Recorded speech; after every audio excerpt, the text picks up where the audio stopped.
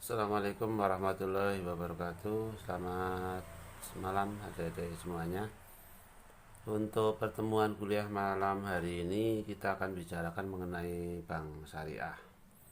Dan sebelum adik-adik kita lanjutkan perkuliahan malam hari ini, dimohon untuk semuanya mengisi daftar hadir dengan cara mengisi komen atau chat melalui komen dengan menuliskan nomor induk mahasiswa, nama ya, dan menuliskan kalimat hadir. Sekali lagi buat adik mahasiswa untuk menulis nomor induk mahasiswa, kemudian nama dan kata-kata hadir untuk sebagai tanda bukti kehadiran Anda di dalam kuliah sore hari ini. Oke, kita lanjut untuk kuliah sore hari ini. Kita akan membahas mengenai bank syariah. Nah, secara definisi, bank syariah adalah lembaga keuangan yang usaha pokoknya memberikan kredit dan jasa-jasa lain dalam lalu lintas pembayaran serta peredaran uang yang beroperasi disesuaikan dengan prinsip-prinsip syariah. Jadi intinya adalah bahwa bank syariah memang tidak berbeda dengan bank konvensional, hanya saja memang di sini menggunakan prinsip syariah ya, menggunakan prinsip syariah. Kemudian prinsip dasar syariah itu adanya perjanjian yang didasarkan kepada hukum Islam antara pihak bank dengan pihak nasabah ya. Di sini dicontohkan antara lain ada yang mudharabah, bagi hasil, musyarakah, penyertaan modal, kemudian murabahah, prinsip jual beli, ijarah sewa murni atau titipan, dan ijarah wa ikhtina itu pemindahan kepemilikan atas barang yang disewa dari pihak bank oleh pihak lain. Jadi ini mirip dengan kalau di dalam ekonomi akuntansi itu adalah leasing. Oke, itu adalah definisi dan prinsip dasar dari syariah. Kemudian secara real tujuan dari bank syariah adalah menciptakan suatu keadilan di bidang ekonomi. Itu yang pertama. Yang kedua, mengarahkan kegiatan ekonomi umat untuk bermuamalat secara Islam. Yang ketiga, menjaga kestabilan ekonomi dan moneter. Kemudian yang keempat, menyelamatkan ketergantungan umat Islam terhadap bank yang non syariah. Jadi tujuan dari bank syariah ini ya seperti kita ketahui bersama secara umum bahwa sama dengan lembaga-lembaga keuangan yang lain adalah untuk menciptakan keadilan di bidang ekonomi. Hanya bedanya kalau bank syariah itu adalah bermuamalat secara konsep Islam ya. Kalau menjaga kestabilan moneter sama dengan pihak-pihak lembaga keuangan yang lain. Kemudian yang intinya adalah di bermuamalat dengan secara Islam dan menyelamatkan ketergantungan umat Islam terhadap bank non syariah. Ini intinya dari dua ini ya. Kalau yang lain sih sebetulnya sama ya dengan lembaga keuangan yang lain. Kemudian berikutnya karakteristik dari bank syariah adalah prinsipnya sama seperti syariah, kemudian dasarnya adalah bagi hasil, kemudian tidak menggunakan bunga sebagai alat untuk memperoleh pendapatan, kemudian asas utamanya adalah kemitraan, keadilan, transparansi, kemudian tidak membedakan secara tegas sektor moneter dan sektor real. Jadi maksudnya di sini adalah bahwa secara karakteristik dari bank syariah adalah untuk prinsip syariah, kemudian bagi hasil, tidak ada konsep bunga, dan di sini utamanya adalah kemitraan, keadilan, dan transparansi. Itu yang karakteristik utama dari bank syariah. Kemudian ciri-ciri operasional dari bank syariah adalah bahwa beban biaya yang disepakati bersama pada waktu akad perjanjian diwujudkan dalam bentuk jumlah nominal yang besarnya tidak kaku. Ini yang pertama. Artinya bahwa semua beban biaya-biaya di dalam melaksanakan kegiatan perbankan antara bank syariah dengan nasabah selalu dibicarakan di awal melalui akad perjanjian dengan jumlah yang sesuai dengan yang disepakati, dapat dimusyawarahkan. Intinya adalah itu. Kemudian yang kedua, menghindari penggunaan persentase dalam kewajiban pembayaran. Artinya bahwa di dalam melakukan pembayaran pengembalian hutang piutang antara bank syariah dengan nasabah tidak mencantumkan persentase. Misalnya berapa persen dari angsuran adalah ini dan sebagainya, ya, persentase. Intinya tidak menggunakan perhitungannya, tidak menggunakan persentase. Kemudian yang ketiga, dalam kontrak pembiayaan proyek, contohnya ini, bank syariah tidak menerapkan perhitungan berdasarkan keuntungan pasti. Artinya apa? Bahwa kalau di konvensional kan misalnya kita sudah menghitung bahwa keuntungan 20%, berarti itu sudah pasti, dianggap sudah pasti 20%. Kalau di sini disebutkan bahwa bank syariah tidak menerapkan perhitungan berdasarkan keuntungan pasti, artinya bahwa keuntungan yang dijalankan dalam usaha adalah menunggu proses pelaporan. Artinya bisa juga misalnya mendapat keuntungan berapa, 10%, bisa juga menjadi 5%. Jadi tidak ada patokan yang dipastikan dari awal.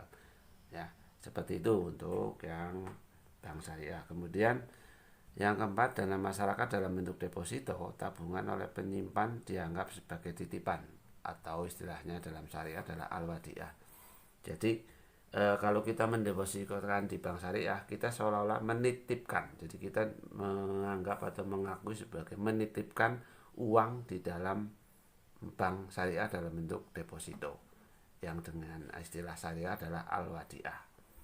Kemudian dan yang kelima adalah fungsi kelembagaan. Jadi selain menjembatani antara pihak pemilik dana dengan pihak yang membutuhkan dana, juga melaksanakan fungsi amanah. Jadi secara fungsi kelembagaan dia tetap menjalankan fungsi amanah, dalam arti tetap menjaga bahwa operasional bank syariah tetap berada pada koridor secara syariah di hukum Islam. Itu adalah fungsi kelembagaan. Kemudian selanjutnya fungsi bank syariah ada 4, fungsi manajer investasi, investor, jasa layanan, dan sosial. Ini untuk yang investasi dalam menghimpun dana, kemudian investor adalah dia menyalurkan dana, kemudian layanan adalah dia memberikan produk, yaitu dalam bentuk wakalah, kafalah, hifalah, dana kebajikan. Kemudian sosial adalah dia seperti ini, jadi menghimpun dan penyaluran secara khorhul hasan, ya, dan penghimpunan. Itu adalah fungsinya. Jadi intinya adalah fungsinya ada 4, yang manajer investasi, investor, jasa layanan, dan jasa sosial. Kemudian ini perbedaan antara bank syariah dengan konvensional, yaitu kalau dilihat dari fungsi dan kegiatan. Nah, bank syariah seperti tadi ada 4, investor, manajer investasi, jasa keuangan, sosial. Sementara kalau untuk yang konvensional dia ada hanya sebagai intermediasi atau mediator jasa keuangan. Kemudian antara hubungan dengan nasabah, kalau secara syariah adalah kemitraan, kalau konvensional adalah pinjam meminjam murni. Jadi hutang piutang kalau di konvensional. Kemudian ini perbedaan di perhitungan antara bunga dan bagi hasil. Kalau di konvensional pakai bunga, jadi bunga ini intinya adalah dibuat sewaktu perjanjian, kemudian ini tidak melihat untung rugi. Kalau bagi hasil sudah didasarkan kepada untung rugi.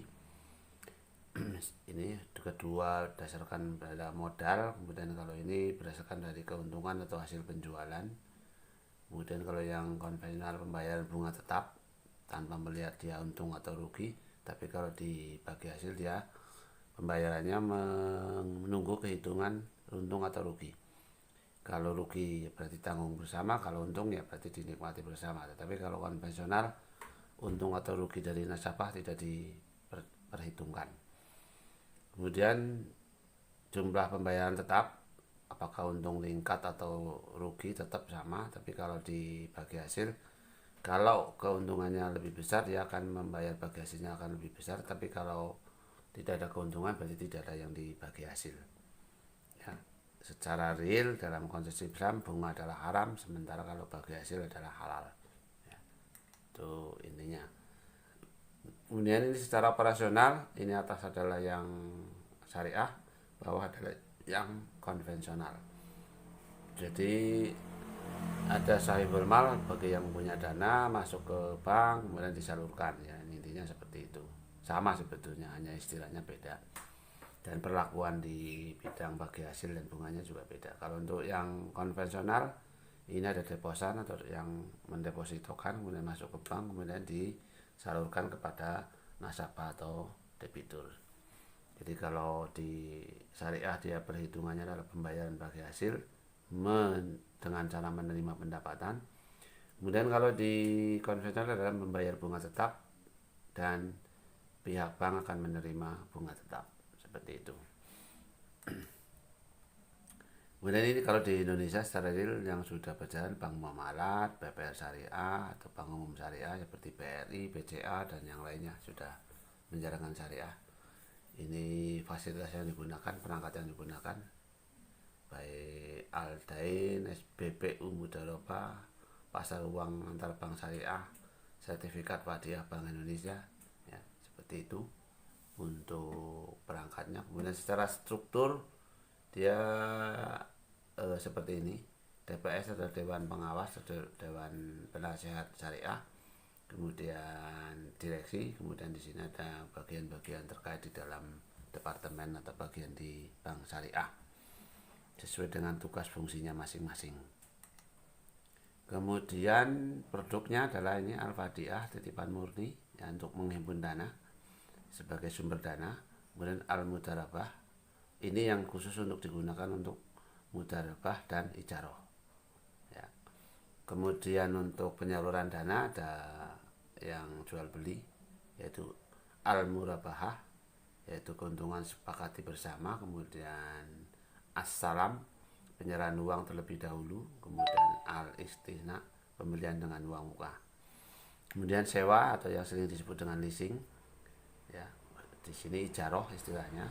Kemudian bagi hasil Al-Musyarakah dan Al-Mudharabah. Musyarakah adalah pembiayaan dan pengelolaan proyek bersama, ada modal ventura.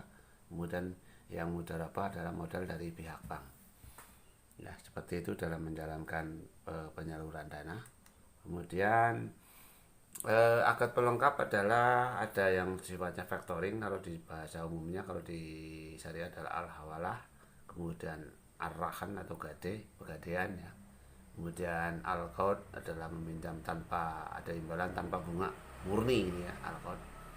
Nah, al-wakalah adalah pemberian kuasa atau LC, letter of credit.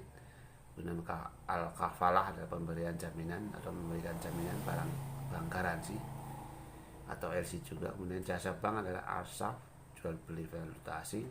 Kemudian al-ijarah menyewakan safe deposit box dan kustodian. Itu jasa-jasa yang ada di perbankan ya, untuk memperoleh pendapatan dari perbankan syariah. Kemudian ini buat saudara kalian semuanya, untuk mahasiswa, bahwa tadi simak dengan baik, bisa diulang-ulang video ini di channel ini. Tugas kalian adalah seperti ini, membuat contoh transaksi perbankan syariah ya. Kemudian disertai perhitungannya. Jadi contoh transaksi perbankan syariah, misalnya transaksi al-wadi'ah atau ijaroh atau mungkin musyarakah, yang lain contohnya, ambil satu contoh disertai dengan perhitungannya.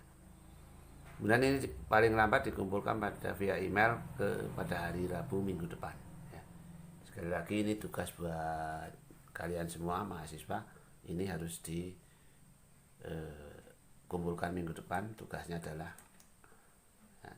adalah ini, buat contoh transaksi perbankan syariah disertai dengan perhitungannya. Jadi kalau kalian ingin melihat lagi ininya, ditonton lagi saja videonya dari awal, disetel lagi di channel ini dari awal sampai dengan paham, baru nanti menjalankan tugas-tugas ini. Ya, terakhir buat kalian mahasiswa jangan lupa untuk presensinya atau kehadirannya dengan mengisi chat nama nomor induk mahasiswa dengan kata-kata hadir. Ya, sekali lagi mengisi nomor induk mahasiswa, nama mahasiswa dan kata-kata hadir. Oke, terima kasih. Begitu. Assalamualaikum warahmatullahi wabarakatuh.